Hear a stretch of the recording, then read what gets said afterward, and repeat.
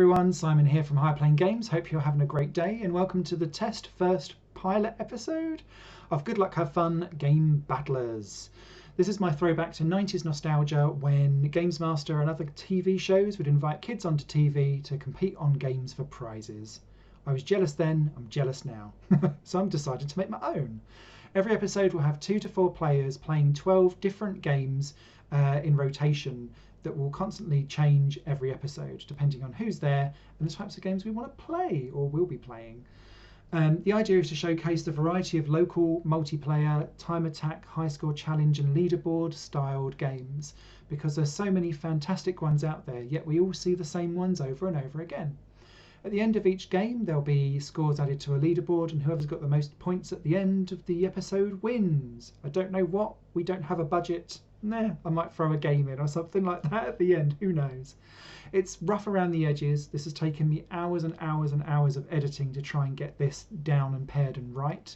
But please leave constructive feedback down below, and if you enjoy this type of thing, share it far and wide, give it a thumbs up and a like to let YouTube know that this is actually some decent stuff that I've put out for once, because I'm particularly proud of this and I really hope that it develops into a cool series. If you'd like to get involved in future episodes, drop me a comment down below, either here or on Twitter, and I'll be able to add you in because there's Steam Remote Play, PS4 Share Play. We can actually do this, and this was very much like a technical test to make sure that we could. So please bear in mind this is a bit of a ropey gameplay, but the premise and the idea is what I'm trying to sell you here. So fingers crossed you enjoy it. Happy gaming. Bye. Push me, pull you. Welcome then to round 1 of 12, Push Me, Pull You. Fleshy coloured side on the right is Dan with his blue ball, Simon on the left with the red balls, and you've got to push the other opponent's ball out of the arena whilst protecting your own, and that's exactly what Simon has not done straight off the bat, and that's a point immediately to Dan. Best of 3 with this game. I like to call this one reverse sausage, especially if you're the blue team, because you've got to keep your blue balls in check. Which, if you ask most men, is probably a bane of their life. And you can see with the wraparound going on here, and that's going to be a point for Simon. Yes, it is. Nicely done. The smaller you make your sausage person, which you have to control with both analog sticks, one side for each stick, you generally have a little bit more pushing power because all of your strength is combined. And as you can see there, oh dear, Dan scoring his own failure there. That's not what you're supposed to be doing, Daniel. Continuing on. I love the balloon sound effects of this game. Extra long sausage there for Dan, but Simon is trying to push his way through, and this is what I was trying to explain. If you've got the power, and Simon has, he wins the first round. Good job. That sausage is having a party fest. Look at that. It gives you a little drawing of exactly how chaotic your round was. On to round 2 then. Slightly different arena, same rules though. Knock the other person's ball out. We're off and away again. And look, Simon's gone immediately for the tiny sausage effect. Oh, but you have to be precise with that, and he's left his own ball out for taking. He's managed to scoop it back in again. Oh, it's all gone a bit embryonic. Come on. Who's going to do it? Who's going to do it? Ah, the blue ball right on the outer edge there, nearly going over the line. You've got to push or pull someone. Hey! And there you go, Dan leaving his blue balls exposed, getting pushed outside the ring. Ooh, what's going on here? I don't feel like that's quite what was planned. Oh, he's managed to scrape it out at the last minute. No, no, no, no, no, no, no. One each again.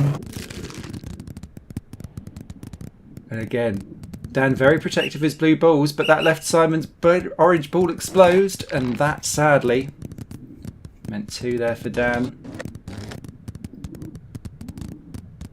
I think Simon's being reckless with his balls, and this is another one where he's left himself open.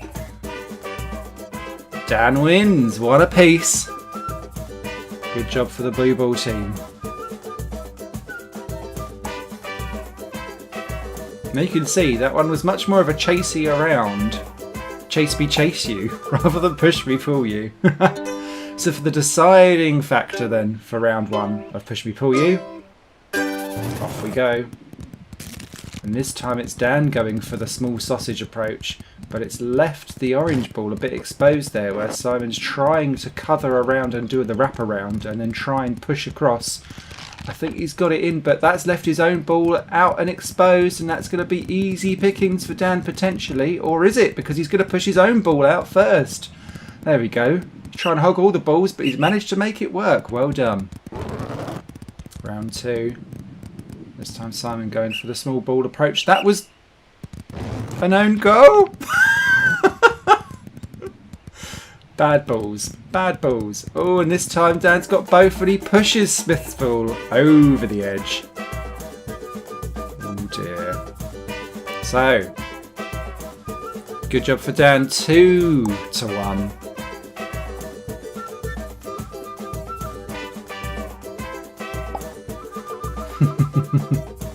I do enjoy those graphs. This game's available for 2 to 4 players to play locally. Let's take a look at the scoreboards. Very simple. After each round, the winner gets 5 points, second place gets 3, and if we play with 4 players, it's 2 and 1 for third and fourth. Dan leads. What's next? INVERSUS DELUXE. Now this is a game of high stakes. You play in a monochromatic world, and your black or white colour changes the course of what you can move on with the other team. And as you can see there, an immediate attack for Dan, getting a point straight out the bag. He is the white person. Simon is the black coloured object there. And if you can see with the red markers, if you pick up those for new bullets, which recharge over time for everyone else, and that's 2-1 for Dan. First to 5, I think it is, per round. Or 3, I can't remember. We'll find out as we go through. But the idea with this game is to try and either catch your opponent if you can. You can see there Simon trying to box Dan in, because then it leaves you less room to escape and manoeuvre. And if you've got less bullets, which is the problem with Simon, he's only got 1 bullet, whereas Dan's kept his behind. Deeply tactical. But again, Dan, look, ooh, nice. Best of 3. There we go. First round goes to Dan. And this is the beauty of INVERSUS. There are some real head screwy level designs. Now you can see, once again, this time it was Dan that got stuck in. Simon taking the point there initially. Look at that, they're just trying to fire around each other. I'm not sure that's always the best way, but if you can try and keep someone stuck in a really small space, then if you've got a bullet left, you can do some really nasty damage and try and get rid of people. However, if you hold off on all of your bullets, you can come with a charge attack right at the end and make someone's day.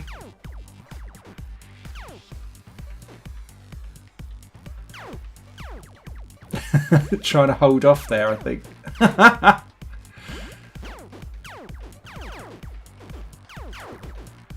This level particularly difficult with the optical illusion going on. Ooh, walked right into that one, did Simon. Dan ready to capitalise.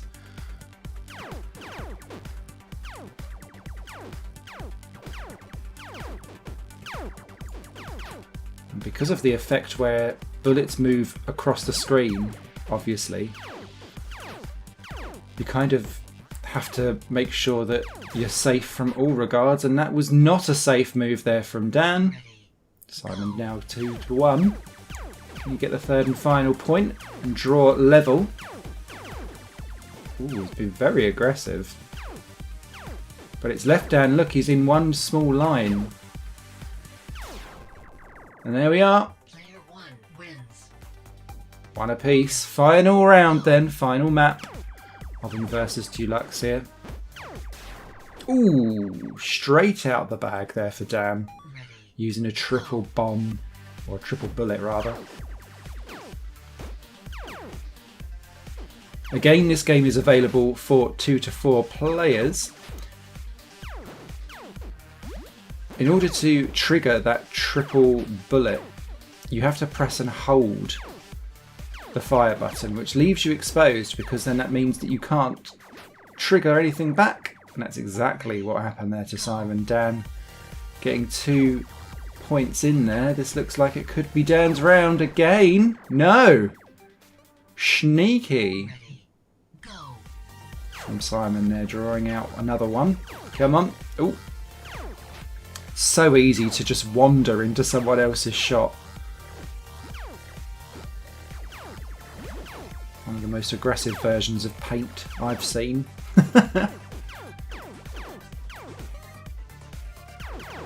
And this game is available. You can play it with 4 players in teams of 2 versus 2. And there's also plenty of single player challenges to be had as well. Ooh. Ooh, that was silly. But that gives the win to Dan. Let's take a look at the scoreboard then after 2 rounds. Boing. Dan up there in 10 points. Simon trailing behind in 6. Got some work to do. Where are we off to next? Breaks are for losers. Well, this one is a time trial mode. We wasn't going to go racing up against each other because we were both new to the game and we thought that that would be carnage. The idea of this is to do a 5-lap sprint and you aren't able to brake, and obviously brakes are for losers, so it's all about trying to get round the corners without damaging yourself. You have 3 boosts that you can trigger, and if you need to repair, you've got the pit lane at the end there of the lap as you go around. Such a simple premise. Ooh, but that's not worked at all and he's already damaged himself there, Simon.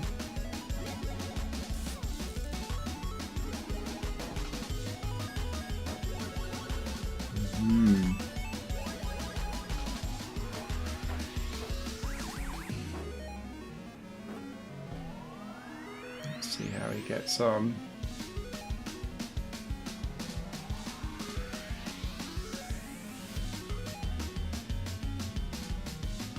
I don't think this was Simon, this was Dan. It was Dan. I've just discovered from my notes. I made him go first. Tactical. I remember now. So, around we go.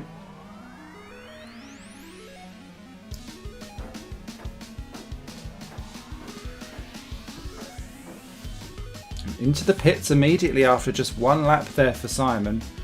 But the idea with that was that he would then recharge his boosts and have more boosts to try and get round some of the corners with. So let's see how this goes.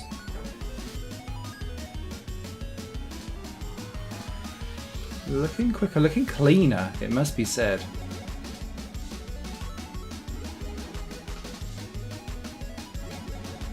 Oh, that wasn't. Someone's trying to do the cutting mechanics of F1 2020 all over again.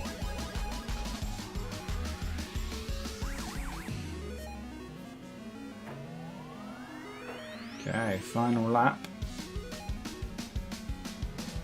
Again, much cleaner, less need for actual drama going on by the looks of it. Over the line we come. 1:06.833. Just 2 seconds better, but that's enough to take the win there for Simon. Restored dignity. As we take a look at the scoreboards. That moves down up to 13. Simon to 11, closing back in again. Apologies for the mix-up. I'm doing this with alcohol. Marooners. That time we had a party game on the subject, methinks. The beauty of Marooners is that it's constant mini games, and there's 2 different modes to this. For 1 to 6 players to play. can see. Simon is the yellow hatted lady. Dan is the guy on the right hand side. The idea of this one is to keep trying to travel down and get as many gems as possible. The idea being that gems make points and points make prizes at the end of a selection of mini-games. With Marooners you've got two different modes. The first being that you just play mini-games one after the other, which is the mode that we selected here. But the other one is that you constantly switch between them, going back and forth until people are eliminated and then you don't return back to that mini-game again. Clearly, this lady is very sorry. Ooh! Big bang. That's the end of that mini-game. On to Avalanche of Agony next.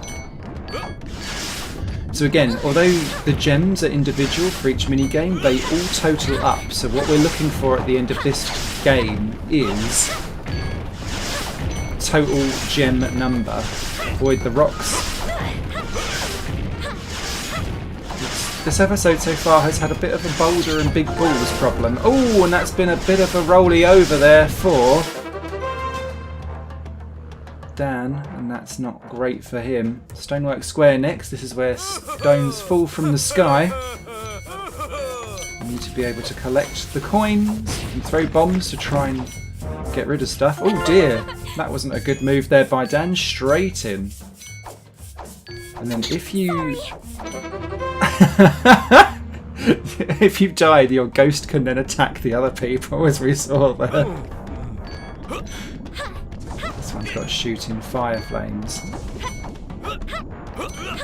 Again, once you're the winner, a crown appears in the level, and that's worth 30 points if you can get to it, which isn't always a given. The idea of this one is that you can avoid the fire, which does get faster and faster as it starts to spew out, but you should be trying to spank everyone else off the arena, which is much more chaotic when there's more players involved, but you have to be a bit more strategic with the other one, or you can just spank them to get their gems out. Try and steer them that way. Here we go. Game's getting mad. Shit getting real. Oh, oh, oh. That was a bit tight and tricky there for Simon, but he's back in the game. Blue gems are worth more than green, which are worth more than yellow. Oh, and that is gamey over there for Simon. Dan wins that round and grabs the crown as well. That could be vital. Icy Isles next. Same type of thing, but the isles will break up and there's gusts of wind that will send you spearing off the side if you aren't careful. Especially if you get caught up with a balloon going across as well. It will take you off.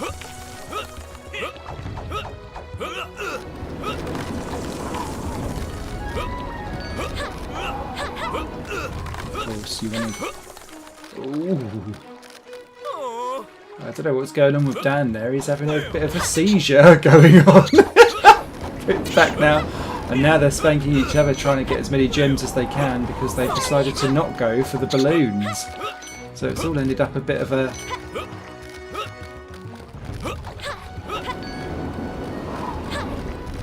Drama llama. Ooh!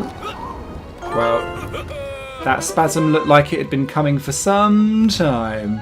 And that is the end of that round selection. Let's see what the total scores are. Who got the most points and gems? Simon in the lead at the moment. Dan coming up later on with his crowns. 277 to 269. Closer than I thought it was going to be. Simon wins that round. Let's take a look at the scoreboards. I believe that means that they draw level. They do. 16 apiece. Dan and Simon. Whew. Where are we going next? Tetris Effect. Now this one is on the Tetris mode. Simon on the left hand side, Dan on the right. Apologies, it was only breaks are for losers, which is back to front. Everything else will always have Simon on the left, Dan on the right whenever we are doing split screen. So this is the 3-minute mode. of Tetris Effect as the multiplayer games for this amazing game that we both enjoy playing, to be fair, come out, I believe, in 2021, as they're doing a big update to it.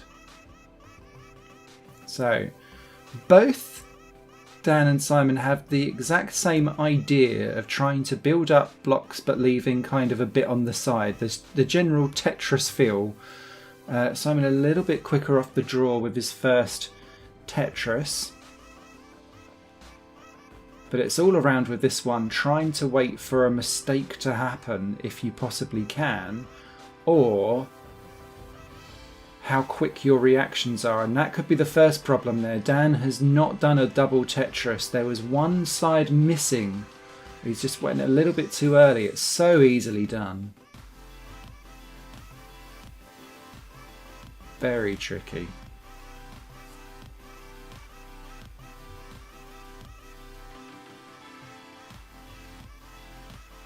Indeed, it looks as if Dan has slowed down slightly. Simon's gone ahead very gently in the scores. 5,000 versus the 4,9.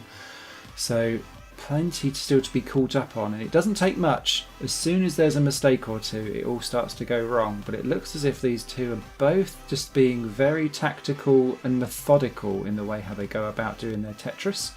Not the fastest players in the world. And indeed, when we do play these episodes, we aren't looking for the world's strongest gamers, so to speak. We're looking for players who like to enjoy a variety of different games. Into the final minute then.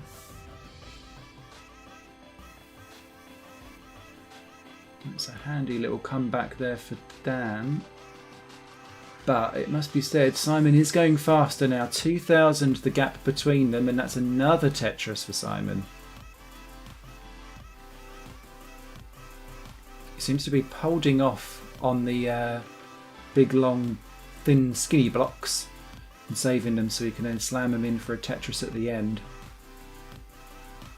That seems to have worked better, whereas it looks as if Dan has got himself into it. That's a sticky situation. There's the mistake. That's where it goes wrong. As soon as there is a gap, that always walks you into a problem. He dropped behind already, so it was going to be a struggle to have made anything towards the end, but that gap there.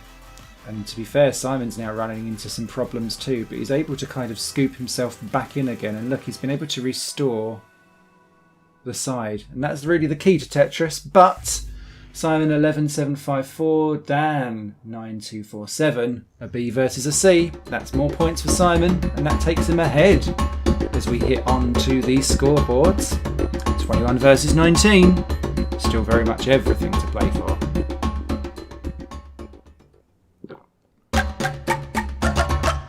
Drink more GLURP. So, what would a minigame compilation be without some physics-based carnage? This is Drink More GLURP. Now, apologies, this one goes on for a little while. We went a bit nuts and decided to do 7 randomised stages, thinking that that would be an odd number. And plus, we were both very new to this game. So we needed to kind of keep the carnage on for like a little mini Olympics. I think in future we'll do 5 games or something like that, because this one does go for a little bit too long, potentially. But hey, we love some carnage, and why not? So Dan with his avocado head. He's off and away. And this is all about trying to work out how you can get around with the legs, and that's not the quickest way through as he squats around. This game is so frustrating to play, but quite hilarious all at the same time. So that gives the first point there to Smithy, Simon. Obviously, total score at the end, and the winner of the Olympics gets the points for it all. Next up is the long throw. You're ready, and I think Simon's going to customise himself here. Yeah. Burger face. Or burger time, I guess. Probably the good way to say it. Now, you use your analog sticks to move your legs around as you try and see we're doing there, and then you've got to use the triggers to kind of throw. To be fair, my real life throwing is not that much better. Oh dear, I forgot how terrible we were at this game. Okay, off goes Dan, who did not understand. Back, no, other way. Come on. Oh! He beat! That was a fluke. Thankfully, unlike long jump in real life, it's not the first imprint that, or the lowest imprint that's worthwhile making. It's the furthest that you can kind of rough and tumble it. Off to sports ball next. For round 3, you've got to try and push this ball through. Sponsored by Arm Straighteners. The idea around these sponsors is that it changes up the way how the game plays. So with this one, we've got straight arms, which means that it handles differently compared to what you're used to and to what we were used to in the first 2 games. So as you can see here, Simon very much trying to kind of kick the ball with the straight thing, which is fine until you then hit things like this. And then it just looks all a little bit tragic. And then it's not. Wrong way, Simon. No.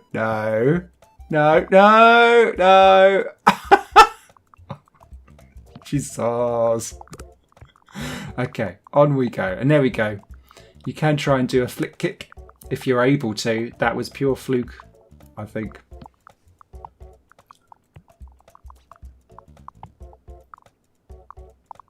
Pushing through. Oh, no. That's not quite worked at all. He's got to go back again. It was looking so well again under there. Oh, splat. But time up. Did not get to the end of the course.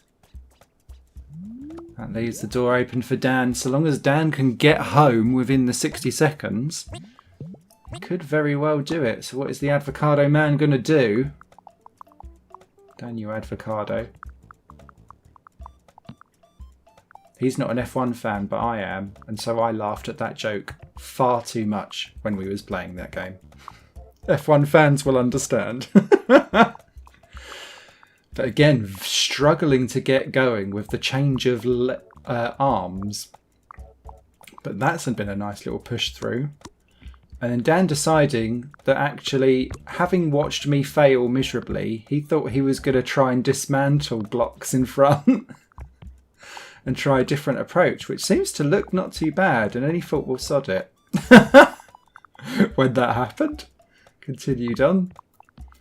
When we play this much better, Dan didn't want to be have anything filmed of himself, but the idea is that in the actual real pilot or episodes of this, you will actually hear some of us. But I don't think that's got further. No, it hasn't. So Smithy wins that point. But yeah, you won't just hear my commentary going forward. You'll be hearing everyone reacting to everyone else playing when we actually play with some commentary on top as well. So helium this time around. We've got dodgeball. But sadly, you're on helium, which means that you don't stick to the ground. You need to try and avoid these balls wherever possible.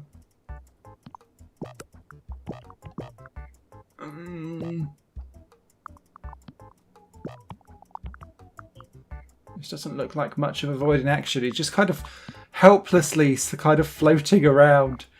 I feel like I'm an octopus trapped in a disco that I never wanted to go to. Oh, a little bit of a carnage towards the end there. That was 15, yes. Let's see whether Dan can do better or worse.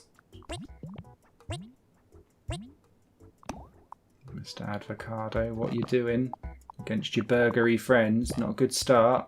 Oh. Feels like he's got an affinity to smack his bum up against one of those. Oh, and that was a double whammy. Oh, Oh, that was unlucky. Just caught the edge of that one. He's trying to get away, but I don't think it's going to work right at the end. No. Trapped in the corner. He's constantly going for that left-hand side, and that did not work for him. If he'd escaped to the right, hindsight being a wonderful thing, I think he would have won that one. What we got next? Downhill sprint. This is all about the leg action. I'm trying to build momentum, but we've got a sponsor. Sticky Wings. So this one means that you're, as you can see there, we were just seeing kind of what it does. When you hit the floor, your arms stick. So you've got to try and keep yourself in motion, which is exactly what Simon looks like he's doing. But not there. But this is where the problem comes in. As soon as you start to hit things like this, look, he can't get over the bar. Let me go! It's going as he's trying to get over the block. It's such a stupid game. I love it. Down we go. But not quite building tons of momentum. Here we go. Now it's starting to get fast, but he immediately smacks into those blocks, which I think if he was fast enough, he might have smashed through. Down and hit the bottom. Over the line he goes. 43, 42. Let's see what Dan can do. Oh, look, he's raring to go. Boing. Oh, and this looks faster, but look, he's going for it on the old arms. He's just powerhousing it round.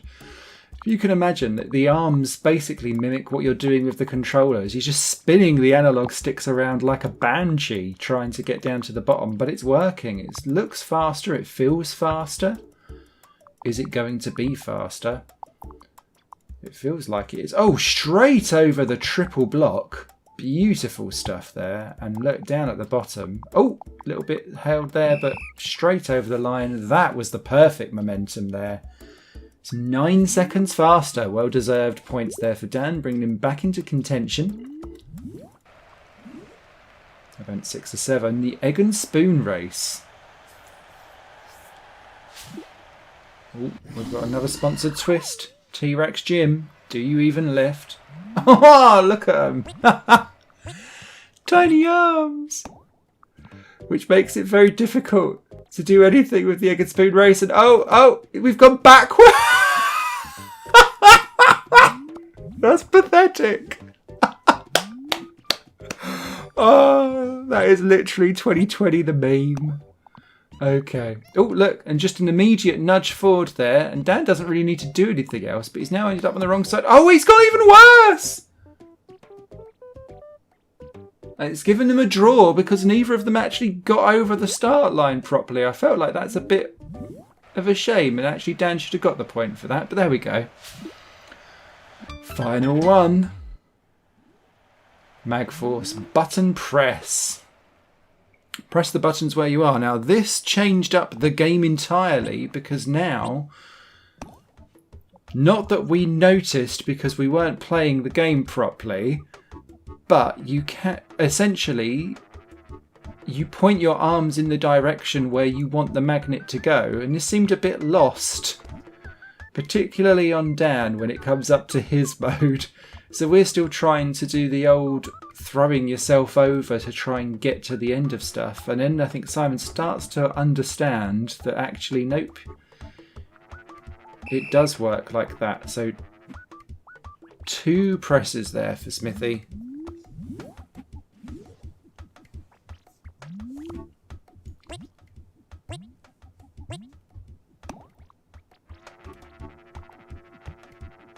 Whereas Dan pressed and held the buttons, and that meant that it wasn't actually pressing the button, and it took him a while to actually get it in, and there we go. Now he's off and away. He just needed to try and point it in the right direction. There's 2. Can he get a third one to do anything else? No, he's gone around the wrong way. Too far, too far, too far. Can he do it? Ah! Again a draw there, and I think they know what that means when it comes to the end podium here of Drink More GLURP. What we got? Smithy 12 to Dan's 11. That means that Smithy wins the round and gets to drink some more GLURP. Carnage. Let's take a look at that juicy scoreboard. Simon now on 26 to Dan's 22. I have some work to do. What are we going off to next? Flat Heroes.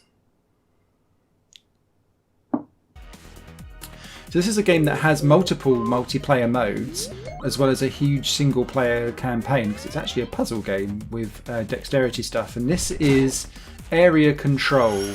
Simon's the red block, Dan is the grey one, and you have to have spent 15 seconds inside the target area to win. And as you can see, you can kind of launch yourself at people to try and kill them and then stay within the block. So it's all about defense, but there's other things that you can do as well. And as you hit the final few seconds, as you can see, it starts to slow down if you hit that pause power up. Simon just about killing off Dan there. Look, it's going down slower and slower. Just as I hold on for a second longer. 0.3. Done. 0.1 there to Simon.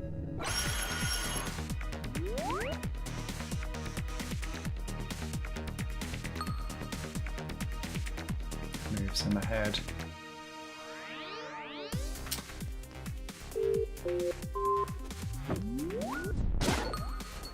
Yeah, there's several different ways how you can kill your opponents in this. You can just barge them out, but you can also defend with a shield defense as well. So it's all about the timing of that blast, which seemed a bit lost on us when we was playing this. As you can see, Dan leading on this one at the moment. But there's also other power-ups that you can do. So you can use that shield blast to actually shoot, which Dan discovered.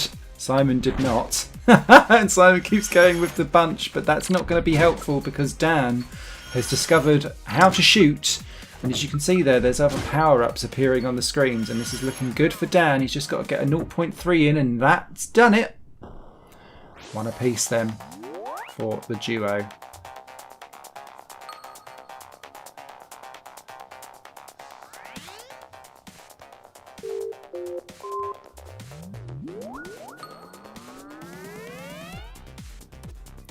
So straight in. Not sure what Dan's doing there. He's just chilling. I think he was getting some extra bullets, but that's kind of left him really at a disadvantage there. Not quite sure what happened, but Dan chilling for the first few seconds of this round has kind of ruined it, although he's now got a freeze on, which has meant that he's stuck, and Simon there nice and simply winning that round. Bit of a mess from Dan. Boink. 2-1.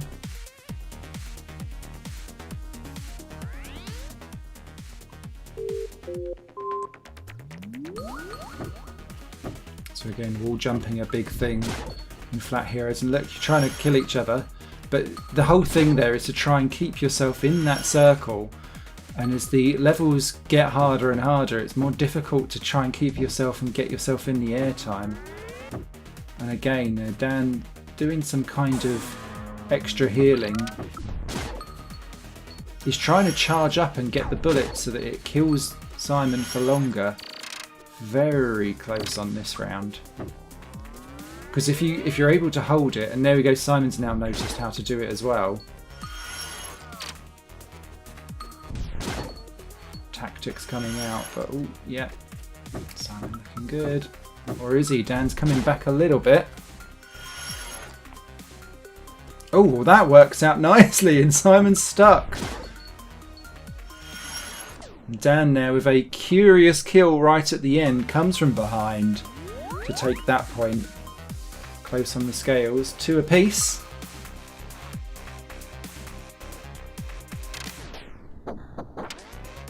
Oh, unlocked a new mode there. Thanks, game progression. 5 Final one then, who's going to get the best of 3, and that was a good start off there by Dan. Simon now trying to catch back up again. This game, Flat Heroes, 1 to 4 players you can play on all these multiplayer modes on. There's a variety of ones. You could see we was unlocking them as we played. And Dan there's got the advantage, but not for long. Simon now back up front. Oh, that'll work nicely. Oh, will it? No, because Dan's stuck down the bottom.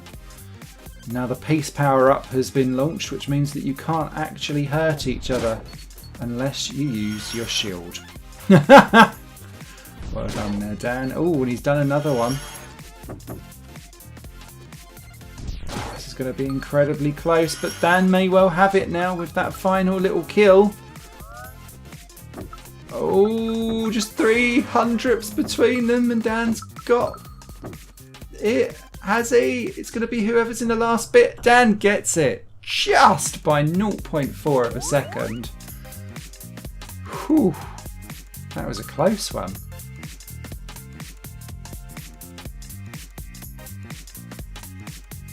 That's Flat Heroes. Let's take a look at the scoreboard and some much needed points recovery there for Dan, I think. Yep, 27 to 29. Just 1 win behind. Where are we off to next? Tap Sonic Bold. So, rhythm action coming up next. Depending on what YouTube allows us to do, we'll either have the music or we won't. And this one's slightly more difficult to do a split screen of.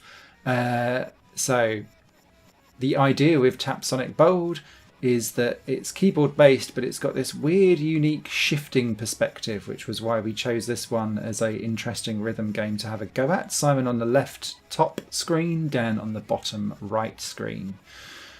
Both doing a fantastic job immediately. Chose a normal, relatively easy game to go for, but can you see the slide effects coming up there where you need to basically hold the keys and kind of switch between them? Really interesting mechanic, but what that also does is it kind of does like a shove effect, which changes the lanes from 2 to 4 to 8 and 6, I believe, depending on the different types of difficulty that you've got. We're relatively new to Tap Sonic Bold, so there you go, the shift mechanic there now flicks it back to a 2, and that's where Dan got it wrong, and that has brought Simon into the lead here as he continues to perfect his way through the level, and he's managed to get himself back onto the 4 again. So now you can see Dan getting it all a bit squirrely and wrong. So barring a bit of a muck up there from Simon in the second half of the song, I think he might be okay. We can just keep on the old perfect score. Simon, well versed in the rhythm action games. Bit of a cheeky one, really. Oh, but he's made a mistake now too. Not infallible. But it was the reason why we chose this as a rhythm action game, to try to put the genre in this TV show, as he makes another mistake there, is that neither of us were particularly familiar with this game and it was relatively new to our collection, so it seemed like one of the easier ways to level the playing field. Both still going for S ranks, which isn't bad for a relative newbie to the game.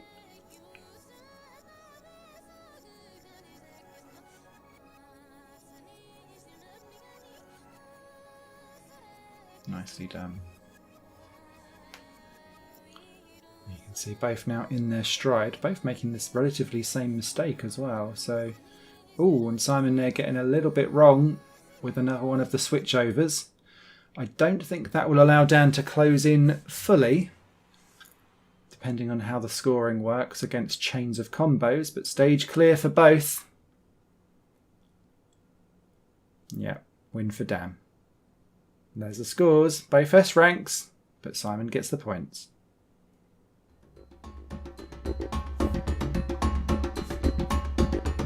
$34 to $30 then.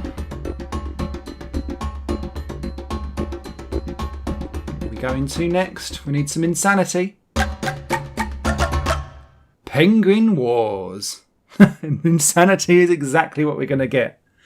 This is arcade dodgeball. Simon on the left side of the screen, Dan on the right. The idea is to throw your balls and at your opponent on the other side to try and get them to get hit, which is exactly what Dan's just done with Simon there.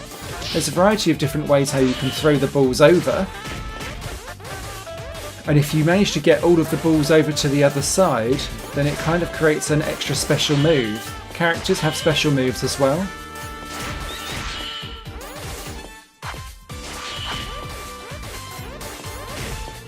Best of 3. Or first to 3, I think it is.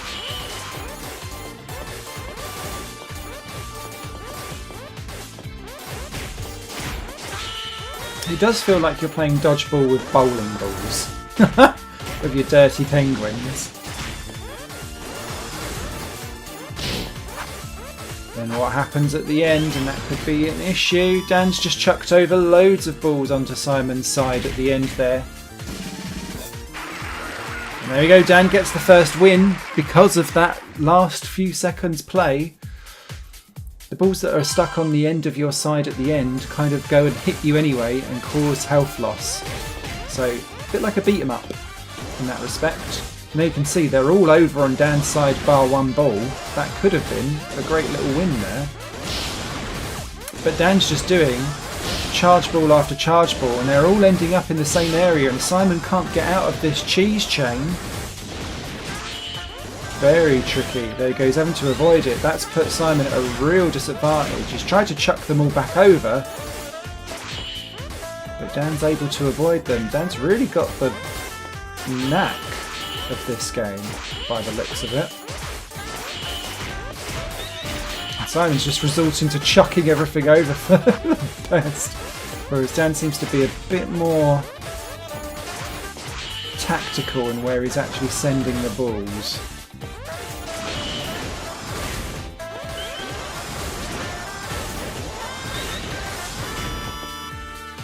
Time over.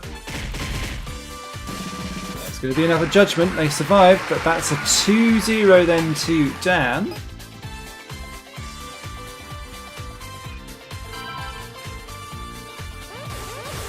Okay.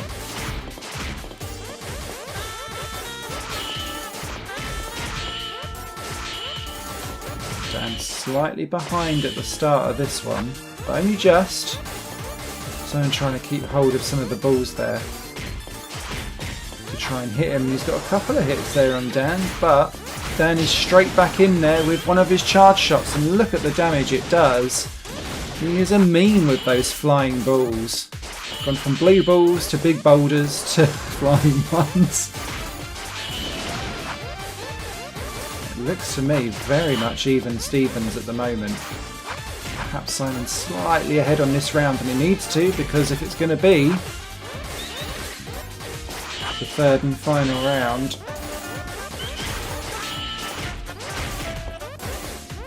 he needs to do something, but that little bit of damage there may well have hurt. Stay clear of that ball and I think he'll get the round. And he does.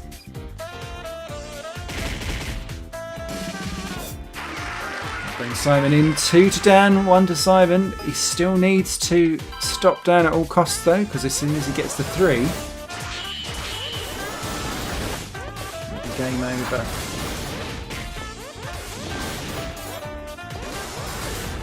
First piece of damage to Simon, but that's looking like he's a bit stuck in the corner. Dan also being able to bat ball straight back again. Ooh, and that's a bit of damage to Simon, and again he's shifted into those balls. Dan just batting them away. Ooh, but that was a bit of a chain of damage. Very close between them, but that has tipped the tide into Dan's favour. As has that. Another charge ball.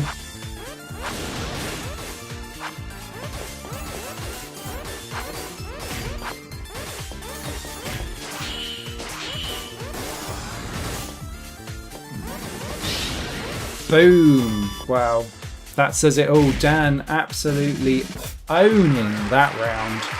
3-1, Dan wins.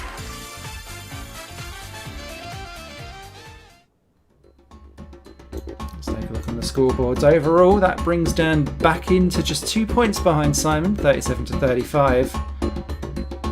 Still all to play for. Where are we heading next? ZEKES Peak. Now, this is a Koratama-based game. Simon on the top left, Dan on the bottom right. The idea is to balance beam your ball into the 10 glowing holes, not losing your ball into any of the other ones. You use the analog sticks to kind of tilt your ball in and not do what Simon's just done there and put the ball straight in. Not a good look to begin with. Dan probably taking the lead in terms of actual points on this one. Two slightly different playing styles, not hugely different. Simon's a bit more touchy-feely and correcty, whereas Dan is a bit more shooting straight up. And looks a little bit more tilt happy. Yeah, look at that, as I'm trying to get it in the hole. Gets it in this time. Looks like Simon's going slightly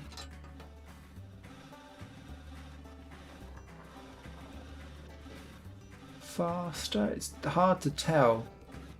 But in terms of points, the way how this game works is that the more you've got a timer obviously going on, but you also need to be precise, because if you lose your balls, then you're going to get less of a points bonus at the end too. So dexterity and speed required. Look, very different ways of tackling this one.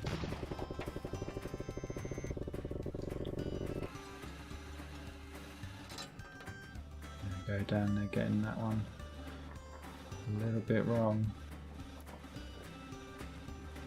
Ooh, nearly again there for Dan. Real struggle. Gets it in this time though. Simon now has eked one ball ahead.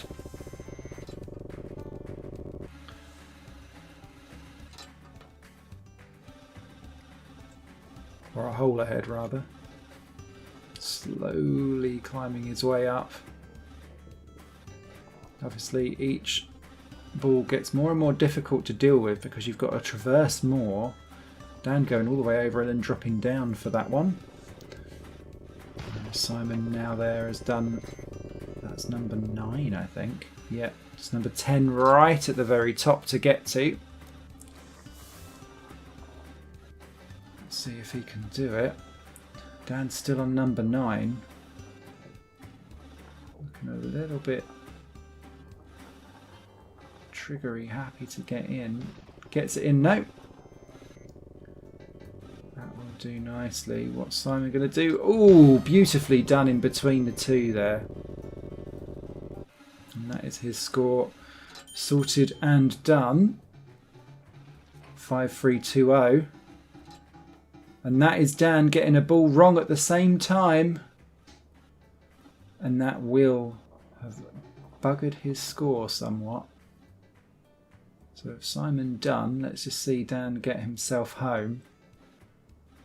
What will having one ball less do to the scores? What's he going to do? Yeah, he's going for the same move that Simon did. Looks a little less certain. Gets it in though. Slightly slower on the time, but also with one ball less. 5-2-2-0. That's a win for Simon by 100 points. In the end there, time not really making too much of a difference. Let's take a look at the scoreboards then. 42 to Simon, 38 to Dan. After that dexterity skill challenge, just 2 rounds to go then. PACMAN Championship Edition 2. Oh yes. So again, Simon will be on the top right hand side. Apologies, a little bit of a delay there coming through. There we go. Simon top right, Dan bottom left. This is the 5-minute time trial challenge.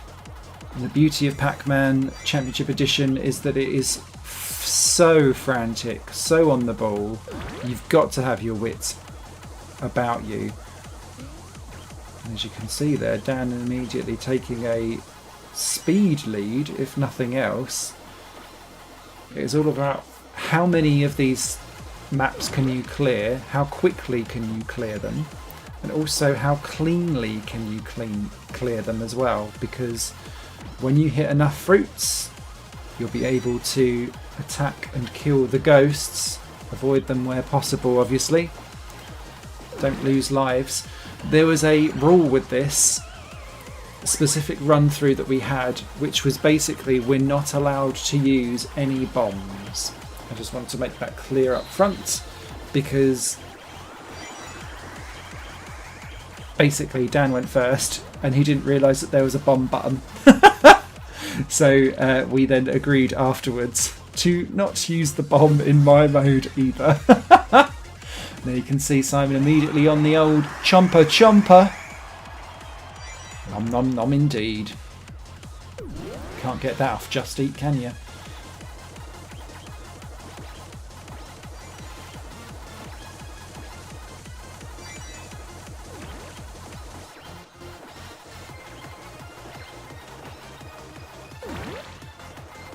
Another map done there, moving slightly ahead.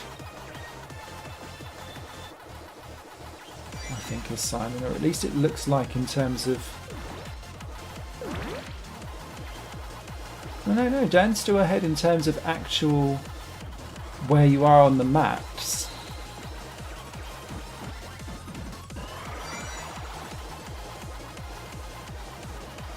I love the soundtrack to this game, by the way. Such a Moorish game.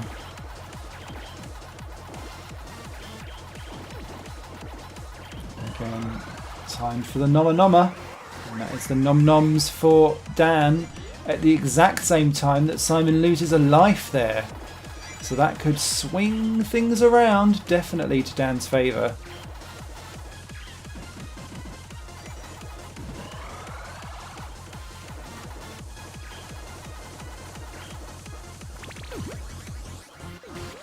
There's Simon now, he's got the noms too. Very quick on the ghost chomping.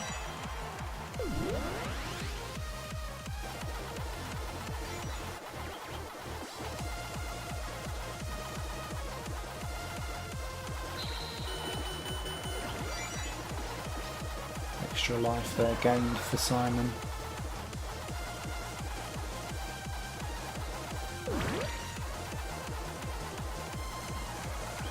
Got to be so careful so when you hit the ghosts on this, because invariably you will hit the ghost train. You just got to do it in a way that's sustainable for you and that works for you.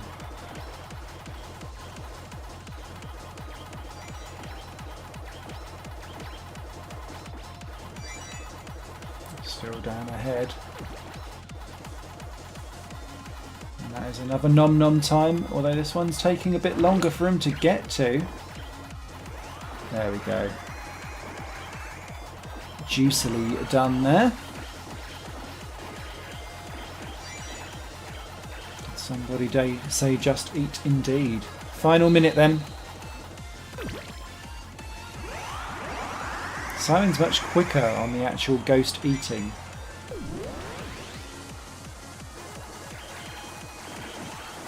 Well, that was a good one from Dan, it must be said. He's already into the 2 million. Simon's still on the 1,800,000 mark. So this is looking good for Dan at the moment. And that is a long hold there for Simon. He's missed the ghost. He's having to go the long way round. I think that might put pay to it, unless Dan has a drama. And he's just had a ghost nom up as well to take him to 2,600,000. So Simon not quite able to beat him at this occasion. Dan being chased by the ghost, and he's lost a life right at the end there. That may not help. Ooh, and that last minute nom, right with 3 seconds to go. Very helpful for Simon, but It is Dan that's ahead at the moment. Is he going to stay there? Or is he not? Have I read that wrong? Let's take a look at the scores.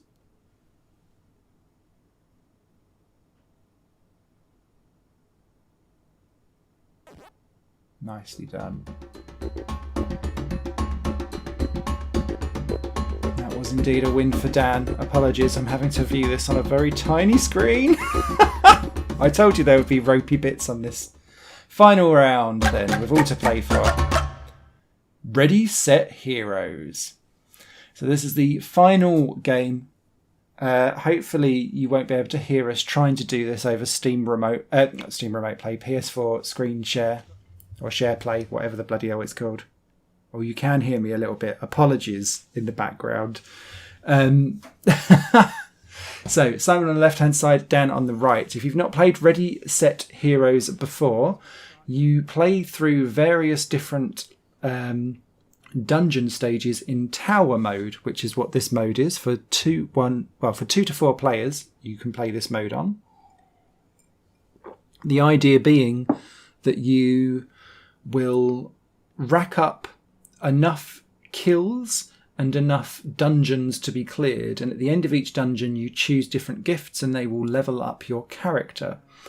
That then means that after, say, 5 or 6 dungeons, or however long time the actual game lasts for, and this one's quite a lengthy one, so again this will be one that I think will cut down on playtime for in future games if we use this game again.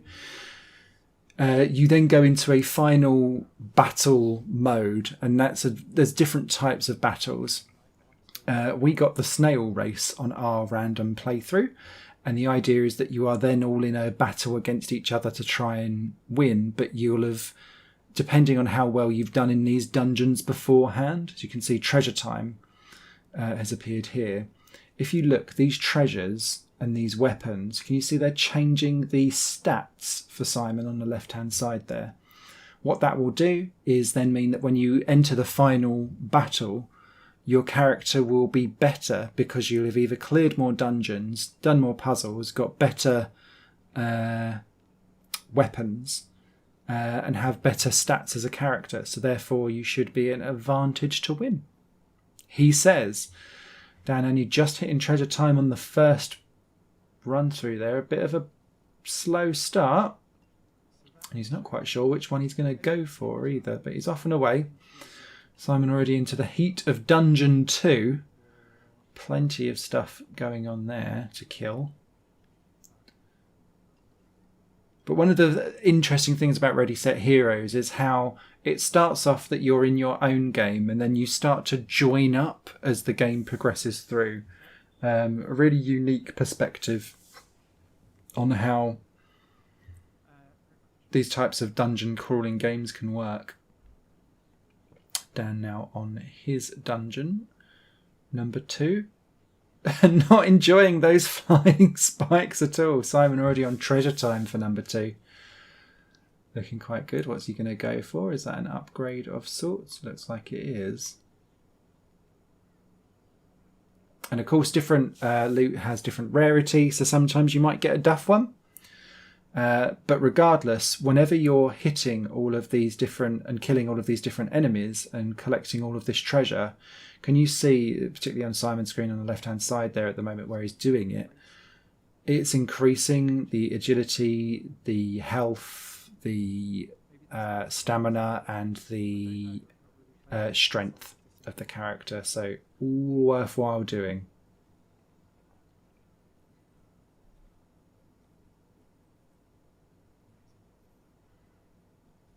Treasure time now for Dan.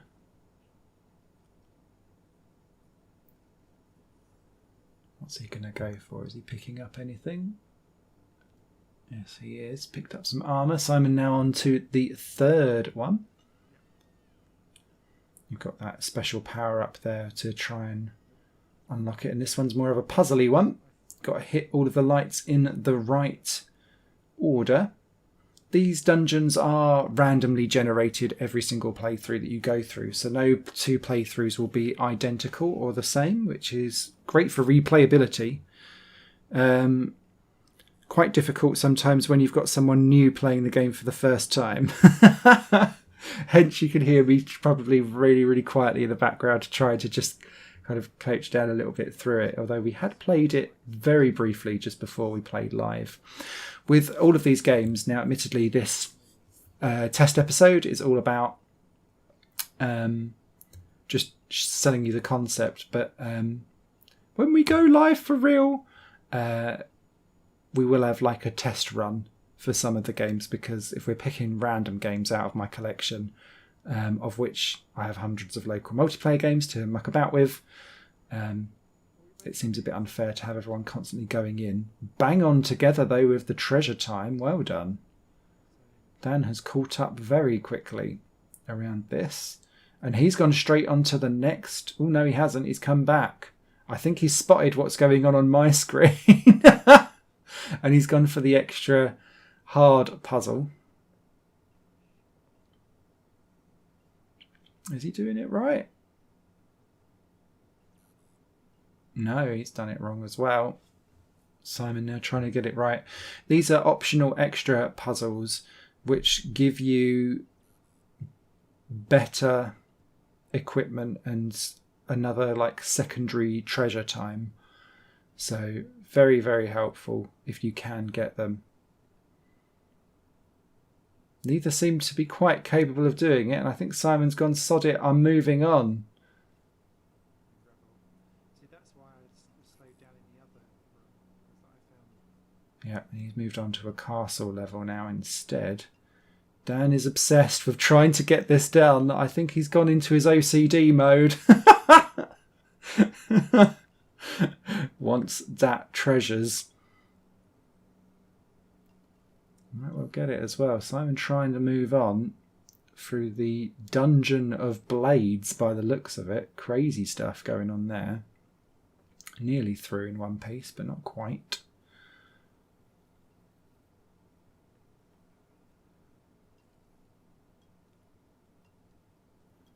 And the beauty of a lot of this as well is that as Dan dies and has to start again,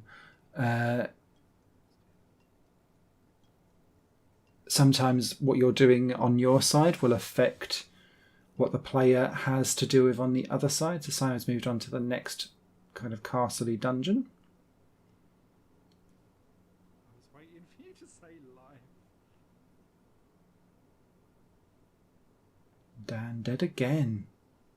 It's not working out well for him trying to get through all of these blades. And this is going to be where it will start to compound, because your character will be less powerful by the time you get to the final stage. Doesn't mean that you can't win so long as you're good at the final stages. It just means that you're starting at a disadvantage. A bit like when you've got game shows that make you do like 10 different challenges, and then the final one like converts them all into time advantage or something like that. This is how this game works. And they can see Dan's already got to the treasure time. He's gone like the short way through and skipped all of the difficult bits. Simon's gone for some of the extra difficult bit. And you can see that's given him a different exit, which means that he's got slightly different things to deal with later on. So there we are. Time is up. Their characters have been through the dungeons. They're now going through to the final showdown to see what they can do. And it is Snail Race. Snail Race basically means that you need to capture the fruit and feed it to your snail. Well, you put the berries in the flour, sorry. That then speeds up the snail. Different berries do different things to your snail. So the orange ones will make them go faster. The gold ones make them go even faster. Whereas the spiky ones make the snails go to sleep. There you go, blue team Simon. Red team is Dan with his loot. There's the snails. Looking very jolly. Very Takeshi's Castle. There we go, we're off and away. So pick the berries, pop them in your coloured flowers if you can. I don't know quite what Dan was doing there, but it wasn't putting berries in flowers. And look, there you go, the first one there down. Blue slightly ahead of red there. There's different tactics that you can make for this. You can just, and this gets more chaotic the more players that you have in this game, but the idea is that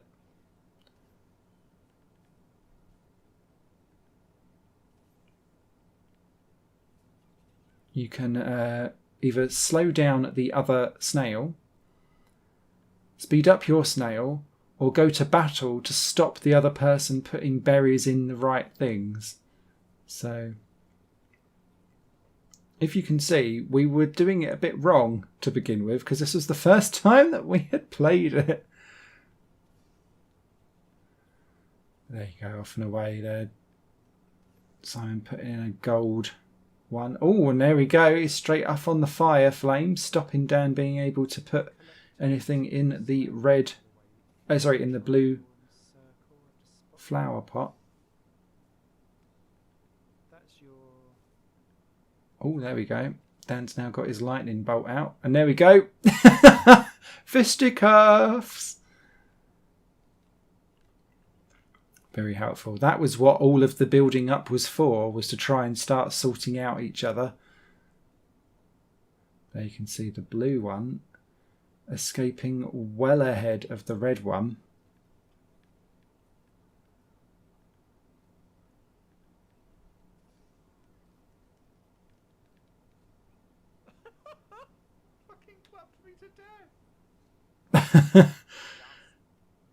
But blue team wins. So let's take a look at the final scoreboards then. With that win, Simon moves into 50 points for the final scores. Dan second on 46. Thank you so much for watching, everyone. I really hope that was interesting and informative. I think there's some bits that we can muck about with and change for the future, but do leave your feedback down below. Until then, you guys take care and keep watching Higher Plane Games.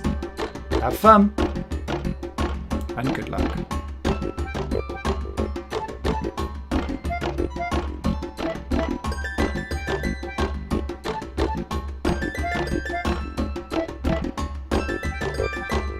Thank you, patrons.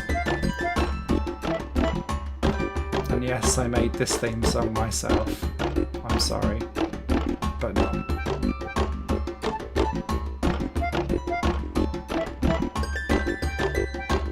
Visit patreon.com/higherplane-network to find out about all the different projects that I do, not just this channel, and the website that goes with it. Bye!